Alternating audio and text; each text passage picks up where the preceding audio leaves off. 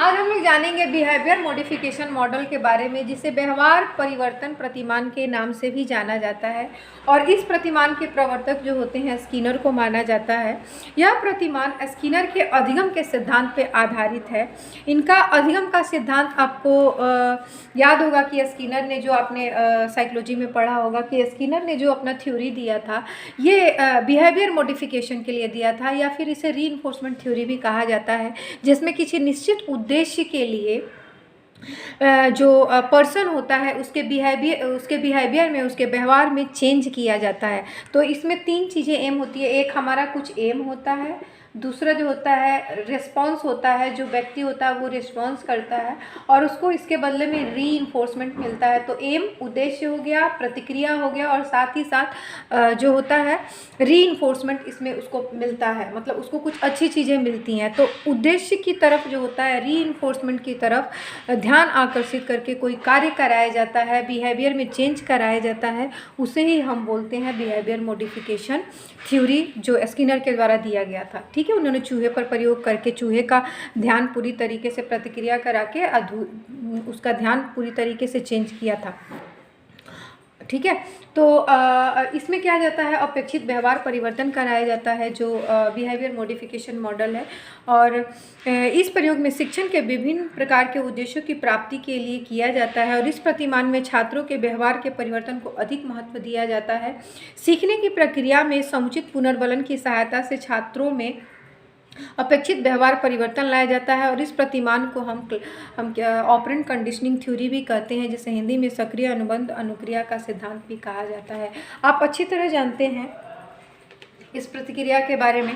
जैसे कि आप जब क्लास में जाते हैं तो आपका एम क्या होता है कि बच्चे जो होते हैं, आप जो भी चैप्टर पढ़ा रहे होते हैं या जो उसमें चेंजिंग चाहते हैं, वो आप रीइंफोर्समेंट के द्वारा, बच्चे जैसे हैं जो अच्छे बच्चे पढ़ते हैं उनको हम गुड वेरी गुड बोलते हैं, तो कुछ ना कुछ रीइंफोर्समेंट दे के उनके बिहेवियर को चेंज किया जाता है। मतलब कि मान लीजिए संज्ञा का कॉन्सेप्ट है, संज्ञा का कॉन्सेप्ट बच्चों को पता नहीं है, तो हमारा काम क्या है, बच्चे जो होते हैं बिहेवियर मॉडिफिकेशन के द्वारा, मतलब बच्चे जो होते हैं संज्ञा को पूरी तरीके से समझ लें। यानी बच्चे जो संज्ञा को नहीं जानते थे उन्होंने संज्ञा को समझ लिया, यही हमारा बिहेवियर मॉडिफिकेशन हो जाता है। ठीक है, तो इसको स्किनर के द्वारा दिया गया था। इसमें कुछ प्रमुख तत्व हैं जिसके बारे में हम बात करते हैं। ये व्यवहारवादी विज्ञान माने, इसीलिए इन्हें व्यवहारवादी कहा जाता है स्किनर को, क्योंकि ये बिहेवियर मॉडिफिकेशन को ज़्यादा बल देते थे। और इसके प्रमुख तत्व के बारे में बात करते हैं तो पहला प्रमुख तत्व है उद्देश्य। तो जैसे कि मैंने आपको पहले भी बताया है कि इस प्रतिमान का प्रमुख उद्देश्य ही है बिहेवियर में चेंज लाना, यानी छात्रों का जो बिहेव है उसमें जो होता है चेंज करना ही इसका प्रमुख उद्देश्य है। तो ये आप समझ गए होंगे। उसके बाद हम सिंटैक्स की बात करते हैं, जो संरचना होती है कि इस प्रतिमान में 3 चरणों का अनुसरण किया जाता है। प्रथम चरण में पाठ्य वस्तु को शाब्दिक तथा अशाब्दिक रूप में उद्दीपन के रूप में छात्रों के समक्ष प्रस्तुत किया जाता है।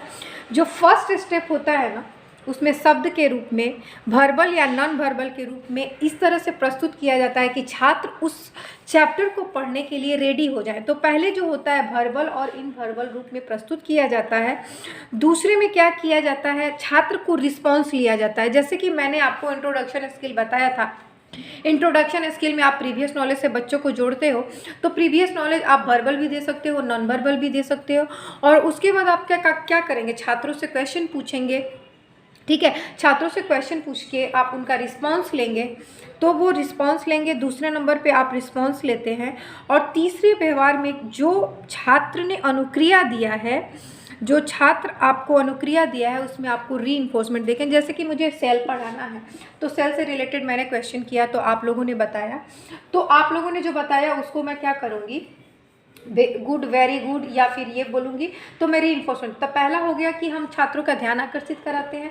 दूसरे में हम क्या करते हैं, दूसरे में हम जो भी छात्र का रिस्पांस आ रहा है उसको हम शामिल करते हैं। और तीसरे में जो होता है, हम जो भी रिस्पांस दे रहे हैं, छात्रों का जो भी रिस्पांस है उस पर हम रीइंफोर्समेंट दे रहे हैं। तो आपने देखा कि बच्चे जो नहीं जानते थे उससे इन्होंने अच्छे से सीख लिया है। तो सिंटैक्स में हम वो करते हैं।